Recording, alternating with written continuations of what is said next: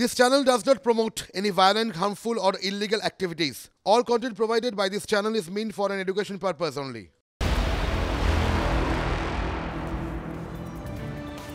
এদিকে শুভজিৎ দেখো রেশন দুর্নীতিতেও সেই জীবন কৃষ্ণ সাহা তার একটা ছায়া পাওয়া দেখা যাচ্ছে কিভাবে আপনাকে জানিয়ে রাখি ইডি আধিকারিকরা এই যে তদন্ত করতে নেমেছেন এবং তারা অভিযানে নামতেই এক ব্যবসায়ীর বাড়িতে পৌঁছতেই সাততলা থেকে মোবাইল ছুড়লেন ব্যবসায়ী আজ সাত সকালে শঙ্কর ঘনিষ্ঠ ব্যবসায়ী হানিস তাসরিওয়ালের বাগুইয়াটির বহুতলের সাততলায় পৌঁছে ইডি আধিকারিকরা তারপর কি হয় কি ছিল ঘটনাক্রম সমস্তটা জানাবেন আমাদের সঙ্গে রয়েছেন সিজার মন্ডল আমাদের প্রতিনিধি সরাসরি সিজার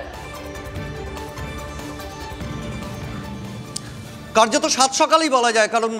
6:30 থেকে 7টার মধ্যে ইডি আধিকারিকরা বাগুইয়াটি হলদিরামের কাছে একটি অভিজাত আবাসনের 7 এ ফ্ল্যাটে পৌঁছন সেটা হচ্ছে হানিস তাসরিওয়াল নামে এক ব্যবসায়ী ফ্ল্যাট যখন ইডি আধিকারিকরা দরজায় জাস্ট নক করছেন যখন তারা সবে ঢুকবেন নিজেদের পরিচয় দিয়ে ঠিক সেই সময়তেই দেখা যায় যে পেছনের জানলা দিয়ে ফ্ল্যাটের পেছনের জানলা দিয়ে পরিবারের সদস্যরা দুটো মোবাইল ফেলে দেন এবং সেটা কিন্তু ওই আবাসনের চত্বরের বাইরে আবাসনের একদম বাইরে অন্য একটি বাড়ির ছাদে যার বাড়ির ছাদে পড়ে তিনি প্রথম অ্যালার্ম রেজ করেন তিনি প্রথম বলেন যে ছাদ থেকে বা ওই ফ্ল্যাট থেকে কিছু ফেলা হয়েছে এবং সেখানে গিয়ে দেখা যায় ইডি আধিকারিকরা রীতিমতো পাঁচিল টপকে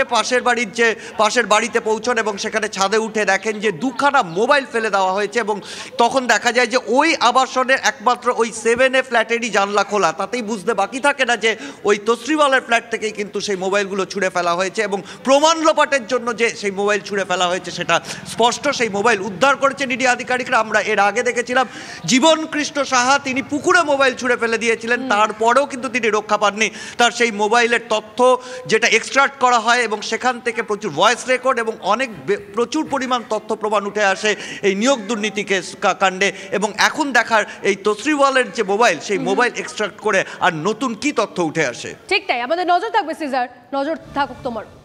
তনিষ্ঠা 8টা জায়গায় এখনো পর্যন্ত ইডি তল্লাশি চালাচ্ছে যার মধ্যে শঙ্কর ঘনিষ্ঠ ব্যবসায়ীর বাড়ি এবং ফ্ল্যাটেও তল্লাশি চালাচ্ছেন ইডি আধিকারিকরা সকালে নিউ আলিপুরে বহুতলে পৌঁছে যায় ইডি এখানে ধন্বন্তরী সাপ্লায়ার্স প্রাইভেট লিমিটেড সংস্থার ডিরেক্টর সুনীল কায়ানের ফ্ল্যাট রয়েছে তিনি শঙ্কর ঘনিষ্ঠ বলেই জানা গেছে প্রাথমিকভাবে এছাড়াও সল্টলেকের আইবি ব্লকে বিশ্বজিৎ দাসের বাড়িতেও গেছেন ইডি আধিকারিকরা সুপ্রিয় আমাদের সঙ্গে রয়েছেন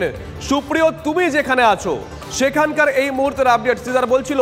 6:30টার একটু পরেই ইডি আধিকারিকরা রওনা দিয়েছেন বিভিন্ন জায়গায়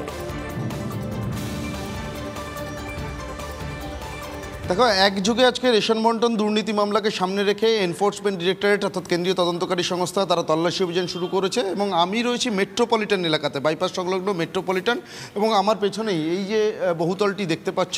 মেট্রোপলিটনের সেক্টর BP57 এই বহুতলের 3rd ফ্লোরে থাকা এক ব্যবসায়ীর ফ্ল্যাটে তল্লাশি অভিযানের জন্য তদন্তকারীরা এসছেন এবং সেক্ষেত্রে যেটা আমরা ইডি সূত্রে জানতে পারছি যে রেশন বন্টন দুর্নীতি মামলাতে ইতিপূর্বে ইডির হাতে গ্রেপ্তার হওয়া বনগাঁর ব্যবসায়ী শঙ্কর তার ঘনিষ্ঠ এক ব্যবসায়ী বিশ্বজিৎ দাস তার ফ্ল্যাটে তল্লাশি অভিযানের জন্যই কিন্তু মূলত তদন্তকারীরা এসছেন যদিও শুধুমাত্র এই একটি ফ্ল্যাট নয় এই এলাকাতেই আরও একটি ফ্ল্যাট রয়েছে এই বিশ্বজিৎ দাসের সেই ফ্ল্যাটেও কিন্তু তল্লাশির জন্য তদন্তকারীরা গিয়েছিলেন কিন্তু এই দুটি ফ্ল্যাটের কোথাও এখনও পর্যন্ত বিশ্বজিৎ দাসের বা ব্যবসায়ীর উপস্থিতি পাওয়া যায়নি এমনটাই আমরা ইডি সূত্রে জানতে পারছি এবং তদন্তকারীরা যে দিকগুলো মূলত দেখার চেষ্টা করছেন কারণ যেটা আমরা ইডি সূত্রে জানতে পারছি যে এই ব্যবসায়ী বিশ্বজিৎ দাস তার বেশ কিছু ব্যবসা রয়েছে যার মধ্যে অন্যতম এক্সপোর্ট ইম্পোর্টের ব্যবসা এমনকি যেটা আরও ইডি সূত্রে আমরা জানতে পারছি যে ফরেন মানি এক্সচেঞ্জের ব্যবসাও রয়েছে অর্থাৎ কোথাও গিয়ে কি রেশন বন্টন দুর্নীতির টাকা এই ব্যবসায়ীর যে ব্যবসা এই যে এক্সপোর্ট ইম্পোর্ট বা ফরেন মানি এক্সচেঞ্জ এই সমস্ত কিছুর মধ্যে দিয়ে বিদেশি মুদ্রায় বা অন্য কোথাও পাঠানো হয়েছে কিনা সেটাই তদন্তকারীরা দেখতে চাইছেন তার পাশাপাশি আরও যে বিষয়গুলো দেখতে চাইছেন এই যে প্রপার্টিগুলো অর্থাৎ এই যে বাইপাস সংলগ্ন মেট্রোপলিটন এলাকার এই যে ফ্ল্যাট দুটি ফ্ল্যাটের তথ্য তদন্তকারীদের হাতে রয়েছে এই দুটি ফ্ল্যাট কবে কেনা হয়েছিল বা আদৌ কেনা হয়েছে নাকি এগুলো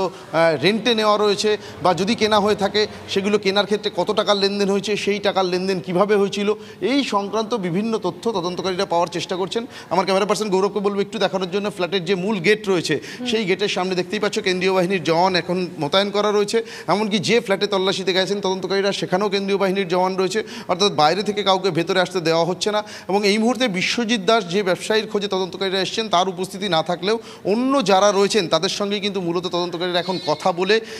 এই বিশ্বজিৎ দাস বা এই যে প্রপার্টিগুলো এই সমস্ত বিষয় জানার চেষ্টা করছেন এবং রেশন বন্টন দুর্নীতির সঙ্গে কিভাবে তিনি যুক্ত রয়েছেন বা আদৌ যুক্ত রয়েছেন কিনা থাকলে অবশ্যই আমাদের সেদিকে নজর থাকবে। সুপ্রিয়, আপাতত তোমাদের সকলকে ধন্যবাদ।